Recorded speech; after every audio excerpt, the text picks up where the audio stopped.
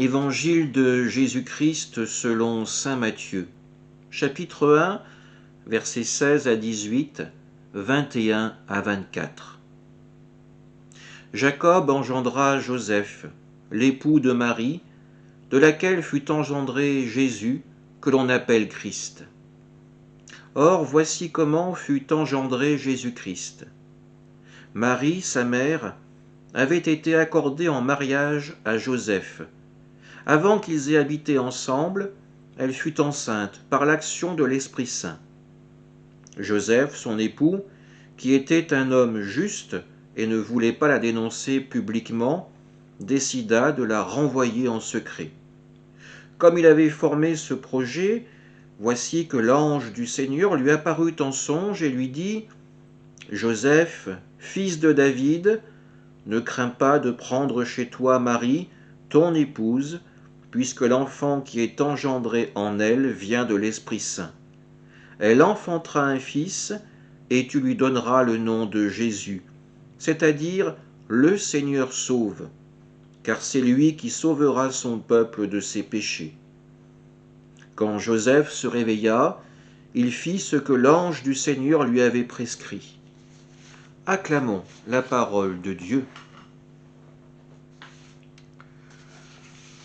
Aujourd'hui, la liturgie de l'Église attire notre attention sur le témoin le plus discret de l'œuvre de Dieu, à savoir un juste du nom de Joseph. Un homme qui allait accueillir Marie comme son épouse. Ici nous est présenté en quelques lignes toute sa réflexion, toute sa conversion. En effet, Joseph doit épouser Marie, une jeune fille. Or voilà que sa promise tombe enceinte, et Joseph le sait pertinemment, il n'est pas le père de cet enfant. Comment réagir en pareille situation ?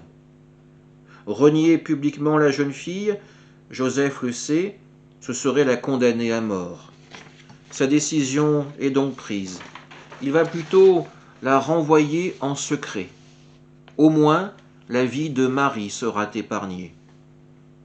Le projet est arrêté mais pas encore mis à exécution. Durant la nuit, Joseph recevra un songe de Dieu. Un ange lui révèle la filiation divine de cet enfant et surtout invite Joseph à ne pas craindre de prendre chez lui Marie et l'enfant. Ne pas craindre.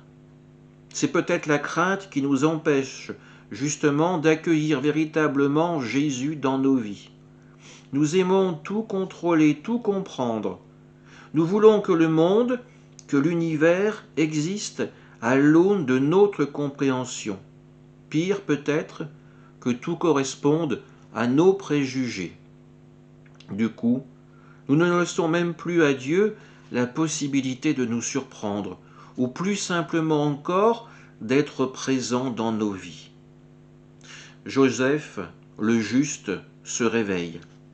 Il ouvre les yeux sur l'action aimante de Dieu pour ses enfants. Il se réveille et il accueille Marie et son futur enfant. À notre tour de sortir du sommeil et d'ouvrir les mains pour accueillir le don de Dieu. Amen.